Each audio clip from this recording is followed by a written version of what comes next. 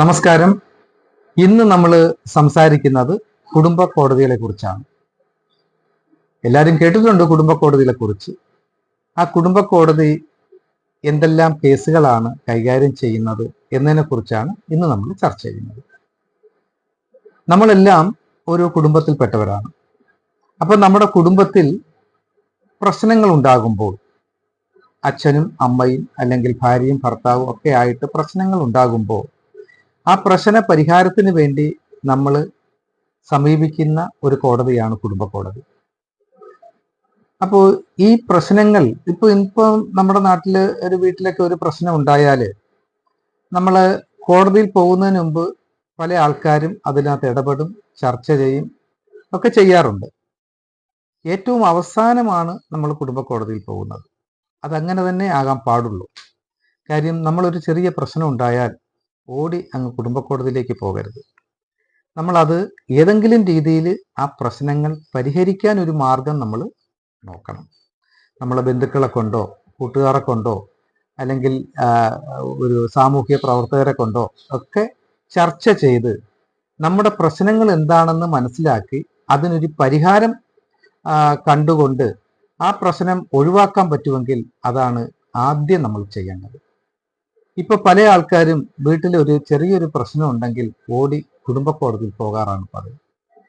നമ്മൾ കുടുംബ കോടതിയിൽ പോയി കഴിഞ്ഞാൽ, കോടതിയിൽ എത്തിക്കഴിഞ്ഞാൽ ആ ബന്ധങ്ങൾ തിരിച്ചു കൊണ്ടുവരിക എന്നുള്ളത് വളരെ പ്രയാസമാണ്. എന്നാൽ പല ബന്ധങ്ങളും തിരിച്ചു വരുന്നുണ്ട്. എങ്കിലും കോടതിയിൽ പോകുമ്പോൾ പല ആരോപണങ്ങളും, അപ്പോൾ ആരോപണങ്ങൾ ഒരാൾ മറ്റ് ആളുടെ പേരിൽ ഉന്നയിക്കുമ്പോൾ അയാൾ തിരിച്ച് ആരോപണങ്ങൾ ഉന്നയിക്കും. അങ്ങനെ വരുമ്പോൾ അവസാനം മുഖത്തോട് മുഖം നോക്കാൻ പോലും പറ്റാത്തൊരവസ്ഥയിൽ എത്തിച്ചേരാറുണ്ട്. അതുകൊണ്ട് തന്നെ കുടുംബ കോടതിയിൽ പോകുമ്പോൾ തീർച്ചയായിട്ടും ഒരുപാട് കാര്യങ്ങൾ ചർച്ച ചെയ്ത് ഒരു പരിഹാരവും കണ്ടില്ലെങ്കിൽ മാത്രമേ കുടുംബ കോടതി സമീപിക്കാൻ പാടുള്ളൂ. ഇനി കുടുംബ കോടതി മറ്റുള്ള കോടതിയിൽ നിന്ന് വ്യത്യസ്തമാണ്. മറ്റുള്ള കോടതികൾ ഒരുപക്ഷെ ഒരു കൂരയ്ക്ക് കീഴിലായിരിക്കാം.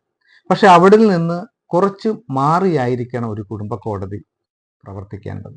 കാര്യം കുടുംബ കോടതിയിൽ വരുന്നത് അച്ഛനും അമ്മയും ഭാര്യയും ഭർത്താവും അങ്ങനെയൊക്കെയുള്ള ആൾക്കാരാണ് വരുന്നത്. അപ്പോൾ ഇവർക്ക് ഒരു കുടുംബ അന്തരീക്ഷം അവിടെ ഉണ്ടാവണം. അവർ കോടതിയിൽ വരുന്നതായിട്ടൊരു ഫീലിംഗ് അവർക്ക് തോന്നാൻ പാടില്ല. അതുകൊണ്ടാണ് മിക്ക കുടുംബ കോടതികളും മറ്റുള്ള കോടതിയിൽ നിന്ന് അല്പം മാറിയാണ് സ്ഥാപിച്ചിട്ടുള്ളത്. അതുപോലെ തന്നെ കുടുംബ കോടതിയിൽ അവിടുത്തെ ജഡ്ജസ്, അത് ഏറ്റവും പ്രാധാന്യമുള്ളൊരു കാര്യമാണ്. നമ്മൾ മറ്റുള്ള കോടതിയിലെ ജഡ്ജിമാരെ പോലെ അല്ല കുടുംബ കോടതിയിലെ ജഡ്ജിമാർ പെരുമാറുന്നത്. ഈ കുടുംബ കോടതിയിലെ ജഡ്ജി എന്ന് പറഞ്ഞാൽ നമ്മുടെ വീട്ടിലെ ഒരു കുടുംബത്തിലെ നാഥൻ, അച്ഛൻ അല്ലെങ്കിൽ അമ്മ, അതുപോലെ ആ ഒരു നിലവാരത്തിലായിരിക്കണം ഒരു കുടുംബ കോടതി ജഡ്ജി. ആ ജഡ്ജിയെ സംബന്ധിച്ചിടത്തോളം അവിടെ വരുന്ന കക്ഷികളൊക്കെ അവരുടെ മക്കളോ മരുമക്കളോ ഒക്കെ ആയിരിക്കണം. ആ ഒരു കാഴ്ചപ്പാടിൽ ഒരു ജഡ്ജി കക്ഷികളെ കാണുകയാണെങ്കിൽ തീർച്ചയായിട്ടും ഒരുപാട് പ്രശ്നങ്ങൾ അവിടെ വെച്ച് പരിഹരിക്കാൻ പറ്റും. ഈ വരുന്ന കക്ഷികൾക്ക് അവർക്ക് ഈ ജഡ്ജിയോട് ഒരു വിശ്വാസം ഉണ്ടാകും. എൻ്റെ അച്ഛൻ്റെ സ്ഥാനം അല്ലെങ്കിൽ എൻ്റെ അമ്മയുടെ സ്ഥാനമാണ് ആ ജഡ്ജിക്ക് ഉള്ളതെന്നൊരു ബോധം അവർക്കുണ്ടായാൽ ആ ജഡ്ജി പറയുന്ന കാര്യങ്ങൾ അവരനുസരിക്കും. നേരെ മറിച്ച് ഒരു ജഡ്ജി ഒരു വലിയ പവർഫുൾ ആയിട്ടുള്ളൊരു മനുഷ്യനാണ്, അദ്ദേഹം ഞാനൊരു ജഡ്ജിയാണ് എന്നുള്ള ആ ഒരു ഒരു രീതിയിൽ പെരുമാറുകയാണെങ്കിൽ പല കേസുകളും അവിടെ ഒത്തൊരുമയോടുകൂടി പോകുന്ന രീതിയിൽ പരിഹരിക്കപ്പെടില്ല. പല കേസുകൾക്കെല്ലാം ഒരു പരിധി ഉണ്ടാകും, അല്ലെങ്കിൽ ഒരു അവസാനം ഉണ്ടാകും. അതിന് ഒരാൾ ജയിക്കും, ഒരാൾ തോക്കുകയൊക്കെ ചെയ്യും. പക്ഷേ ഈ ജഡ്ജി, കുടുംബ കോടതി ജഡ്ജിയെ സംബന്ധിച്ചിടത്തോളം വരുന്ന കക്ഷികളോട് ഒരു അമ്മയുടെ സ്ഥാനം അല്ലെങ്കിൽ ഒരു അച്ഛൻ്റെ സ്ഥാനത്ത് നിന്നുകൊണ്ട് സംസാരിക്കുകയാണെങ്കിൽ തീർച്ചയായിട്ടും ആ കുടുംബങ്ങളിൽ വരുന്ന പ്രശ്നങ്ങളുമായിട്ട് വരുന്ന കുടുംബങ്ങളിൽ പല കുടുംബങ്ങളും വീണ്ടും ഒരുമിച്ച് ജീവിക്കാനുള്ള ഒരു സാധ്യത ഉണ്ട്. പല കുടുംബ കോടതികളിലും ഇത്തരത്തെ ജഡ്ജിമാർ നമുക്ക് കാണാറുണ്ട്. ഒരു കോടതിയിൽ ഞാൻ ചെല്ലുമ്പോൾ അവിടെ കക്ഷികൾക്ക് അടുത്ത് ജഡ്ജിയുടെ അടുത്ത് പോയി സംസാരിക്കുകയാണ്. അപ്പോൾ അച്ഛനോട് പറയുന്ന അല്ലെങ്കിൽ അമ്മയോട് പറയുന്ന പോലെയാണ് ആ കക്ഷികൾ സംസാരിക്കുന്നത്. ജഡ്ജിക്ക് ആ ഒരു സ്വാതന്ത്ര്യം ജഡ്ജി അവർക്ക് കൊടുത്തു. അപ്പോൾ അവസാനം ആ ജഡ്ജി അവനോട് പറഞ്ഞത്, ആ കക്ഷി ഒരു പുരുഷന് ഭർത്താവിനോട് പറഞ്ഞത്, നിന്റെ ഭാര്യയും മോളും അല്ലേ, വിളിച്ചോണ്ട് പോടാ. അപ്പോൾ അത്രയും സ്വാതന്ത്ര്യത്തോടു കൂടി ആ എടാ എന്നുള്ളൊരു വാക്ക്, അല്ലെങ്കിൽ എടാ പോടാ എന്നുള്ളൊരു വാക്ക് ആ ജഡ്ജി പറഞ്ഞപ്പോൾ അവന് ആ ജഡ്ജിയോട് വല്ലാത്തൊരു സ്നേഹമാണ് തോന്നിയത്. അവന് തോന്നിയത് ഈ ജഡ്ജി എൻ്റെ ആരൊക്കെയോ ആണെന്നാണ് അവന് തോന്നിയത്.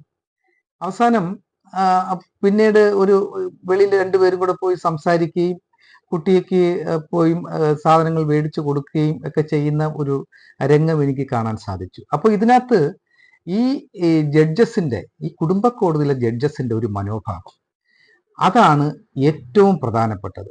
ഈ വരുന്ന കക്ഷികളോടും അതുപോലെ അവിടെയുള്ള അഡ്വക്കേറ്റ്സിനോടും ഒക്കെ ഒരു നല്ലൊരു സമീപനം കാണിക്കുകയാണെങ്കിൽ തീർച്ചയായിട്ടും ഈ കുടുംബ കോടതിയിൽ വരുന്ന കേസുകളിൽ നല്ലൊരു ശതമാനവും അവർ റീയൂണിയൻ ചെയ്യാനുള്ളൊരു സാധ്യതയുണ്ട്. അപ്പോൾ തീർച്ചയായിട്ടും നമ്മുടെ ജഡ്ജസ്, നല്ലൊരു ഭാഗം ജഡ്ജസും ഇത്തരത്തിൽ ഈ കുടുംബങ്ങളെ കൂട്ടിയോജിപ്പിക്കാൻ വേണ്ടിയാണ് ശ്രമിക്കുന്നത് എന്ന് നമുക്ക് പലയിടത്തും കാണാൻ സാധിക്കുന്നുണ്ട്. ഇനി നമുക്ക് കുടുംബ കോടതിയിൽ എന്തൊക്കെ കേസിനാണ് നമ്മൾ പോകുന്നത്? ചെലവിന് കിട്ടുന്നില്ല, ഭർത്താവ് ഭാര്യയ്ക്ക് ചെലവിന് തരുന്നില്ല, നമുക്ക് കുടുംബ കോടതി പോകാം. ഇനി ഭർത്താവും ഭാര്യയായിട്ട് ഇനി ഒരിക്കലും ഒരുമിച്ച് ജീവിക്കാൻ സാധ്യമല്ല എന്നൊരു തീരുമാനത്തിൽ എത്തിച്ചേർന്നാൽ ഭാര്യയിൽ നിന്ന് ഭർത്താവ് വാങ്ങിയിട്ടുള്ള സ്വർണവും പണവും ഒക്കെ തിരികെ വാങ്ങുന്നതിന് വേണ്ടി കേസ് കൊടുക്കാൻ പോകാം. പിന്നെ വിവാഹ മോചനത്തിന് കേസ് കൊടുക്കാൻ പോകാം. കുട്ടിയുടെ കസ്റ്റഡി എനിക്ക് വേണം എന്ന്. കുട്ടിയുടെ കസ്റ്റഡി എന്ന് പറയുമ്പോൾ അച്ഛനും അമ്മയ്ക്കും ഒരുപോലെ അവകാശപ്പെട്ടതാണ്. അപ്പോൾ അത് ആർക്ക് വേണം? എനിക്ക് വേണമെങ്കിൽ എനിക്ക് ആ കസ്റ്റഡി വേണമെന്നും പറഞ്ഞ് കേസിന് പോകാം. അങ്ങനെ കുടുംബവുമായിട്ട് ബന്ധപ്പെട്ട എല്ലാ കേസുകളും നമ്മൾക്ക് സമീപിക്കാൻ പറ്റുന്ന ഒരു കോടതിയാണ് കുടുംബ കോടതി. അപ്പോൾ കുടുംബ കോടതിയെക്കുറിച്ച് ഞാൻ കുറച്ച് കാര്യങ്ങളെ പറഞ്ഞിട്ടുള്ളൂ. നമുക്ക് വിശാലമായിട്ട് ഇനിയും ഈ വിഷയത്തെക്കുറിച്ച് നമുക്ക് സംസാരിക്കാം. ഇനി നമുക്ക് മറ്റൊരു വീഡിയോയിലേക്ക് കടക്കാം. എല്ലാവർക്കും നന്ദി, നമസ്കാരം.